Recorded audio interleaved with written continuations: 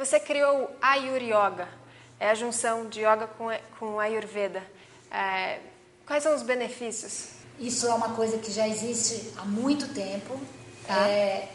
Nos primórdios do yoga, o yoga já era feito desse jeito. Tá.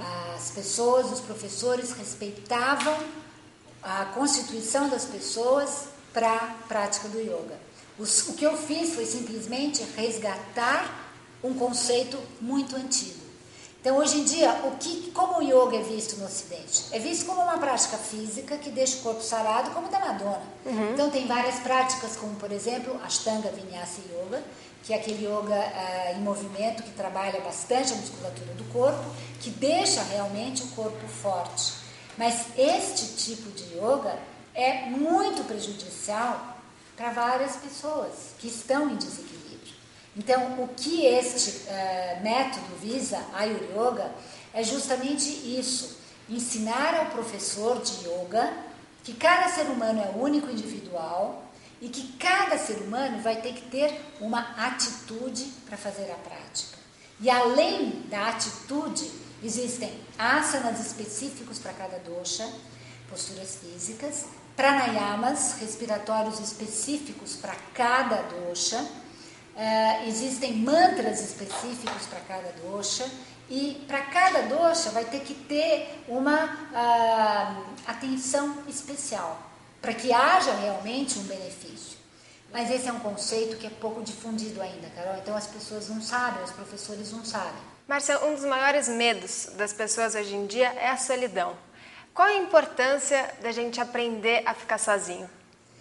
Você sabe que outro dia eu escrevi uma diquinha e eu disse assim que as pessoas realmente têm medo de ficar sozinhas, mas que quando a gente fecha os olhos e mergulha fundo e a gente começa a ter uma intimidade com o seu próprio eu, porque na realidade é assim, né? Se você encontra uma pessoa, você não tem intimidade com aquela pessoa na primeira vez. Conforme você vai mantendo contato com aquela pessoa, você vai pegando intimidade e você vai passando a gostar mais daquela pessoa. Uhum. Então é a mesma coisa, quando a pessoa vai para dentro, ela fala, quem é essa aí que está aí dentro? Eu não conheço, não sei, fica com o pé atrás. Mas conforme a gente vai mantendo contato com o âmago do nosso ser, a gente vai começando a ter intimidade com a gente mesmo.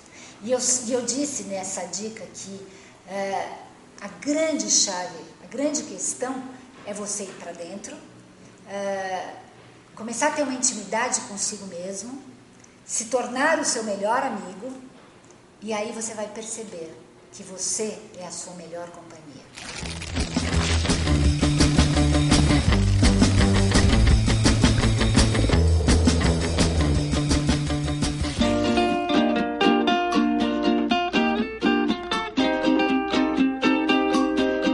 Eu trabalho numa multinacional que detém 3 marcas. Eu trabalho no feminino.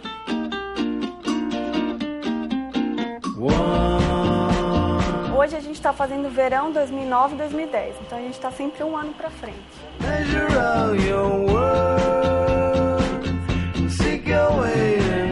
Na verdade, eu não dirijo. Então várias vezes eu venho e volto de ônibus, na maioria delas.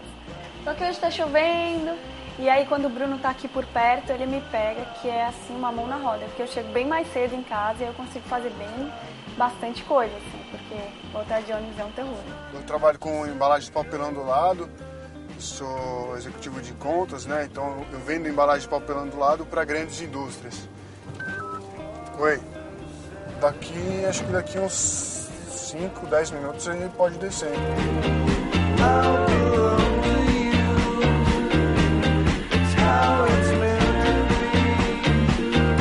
Normalmente, o Bruno me deixa em casa, aí ele vai se trocar, enquanto isso eu me troco. Aí a gente se encontra, ele vem pra cá de bicicleta ou vem andando, e aí que a gente vai correr.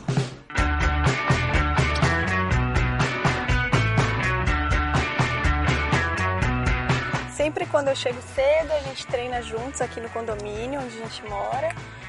Tem vários percursos, a gente procura ir atrás dos que tem mais plano, porque o condomínio é muita subida, bem ladeira e descida. Mas a gente varia para não ficar vendo a mesma paisagem todo dia. A gente corre junto, Normalmente a gente corre uns 40 minutos, mais ou menos, né?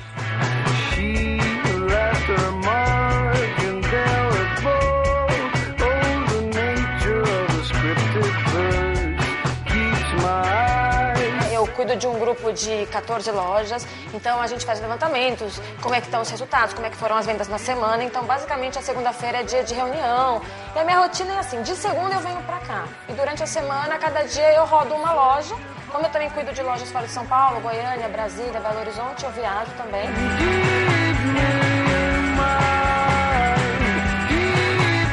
Contei para as minhas amigas de trabalho que eu vou participar, né, do programa, e elas ficaram bem empolgadas porque todo mundo acha que é um desafio.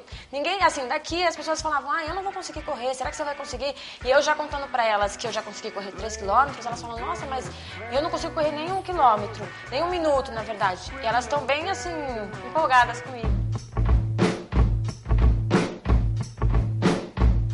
O dia de trabalho, normalmente, ele não tem uma rotina específica. Cada dia a gente faz alguma coisa. Então, ou eu fico no escritório, ou eu venho para minha casa projetar, como eu estou hoje, ou fico nas obras. Bom, primeiro os meus amigos pensaram que fosse lenda, né? Eu correndo e tudo mais. Todo mundo tirou um sarro assim, no bom sentido, né? Ah, mentira! Será que o João tá correndo? Mentira! Agora dá pra gente provar, né? Que realmente eu tô correndo.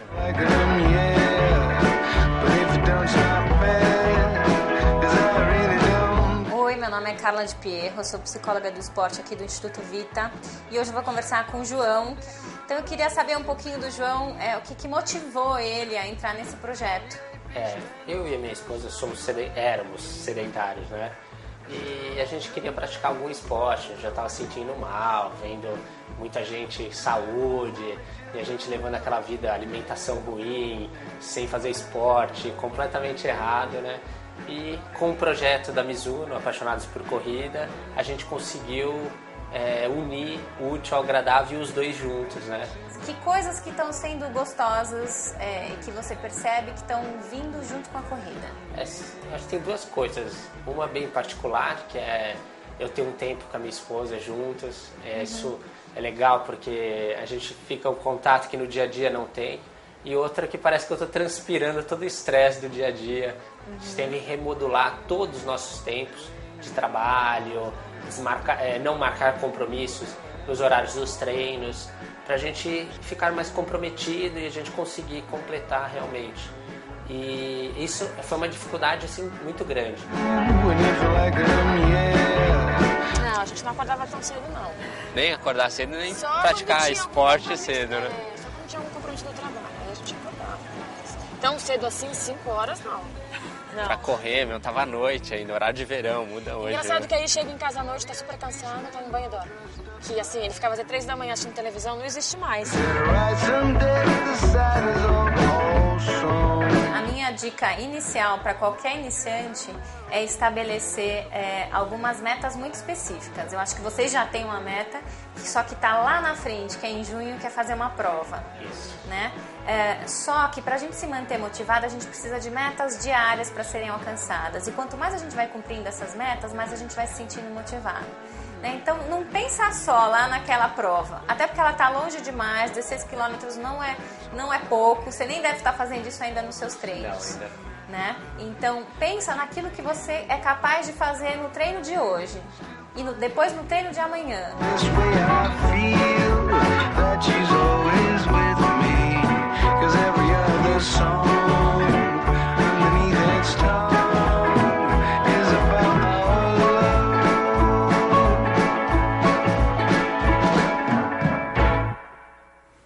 Você apresenta boletins diários numa rádio que fala sobre temas do seu livro, Filosofia do Bem Viver. O que você procura passar para as pessoas que te escutam? Várias vezes por dia eu entro na Rede Eldorado e por 1 minuto eu dou algumas dicas. E o que eu pretendo com os boletins de Filosofia de Bem Viver é dar dicas de bem viver, que não é qualidade de vida somente. A medicina Ayurveda diz que o ser humano está programado para viver 120 anos, mas eu digo que essas dicas não vão apenas adicionar anos às nossas vidas, mas elas vão adicionar vida aos nossos anos. Então a pessoa está correndo, aí entra a minha voz lá dizendo: inspire profundamente, coloque a sua atenção no momento presente, no aqui, no agora, como se nada mais existisse, apenas você. Foque a atenção nesse momento, porque o passado já foi e o futuro ainda não existe. A única coisa que você tem de concreto é o presente. E aí, isso vai se repetindo, até que um dia ela fica gravada na sua memória celular. Se você vai repetindo a ação, a memória vai ser reforçada mais ainda, até o momento em que ela gera o desejo natural e espontâneo de você repetir a ação. Então, basicamente, nas filosofias de bem viver, eu ensino aquietamento. Aquietamento do corpo, aquietamento da mente. Então, é o poder que a gente tem dentro da gente de remover os obstáculos, é o poder que a gente tem de criar, é o poder que a gente tem de manter o que a gente criou, é o poder que a gente tem de repente, destruir o que está errado para dar espaço para o novo. É ter a coragem de mudar os paradigmas. Esses são os segredos dessa sua vitalidade, da energia boa? Eu realmente me esforço o máximo, eu me dedico para seguir esse caminho de evolução espiritual, porque eu acho que é a única saída do ser humano. Ou a gente melhora, ou a gente vai por esse caminho, ou então vai ficar muito difícil viver. Com certeza, um grande feliz.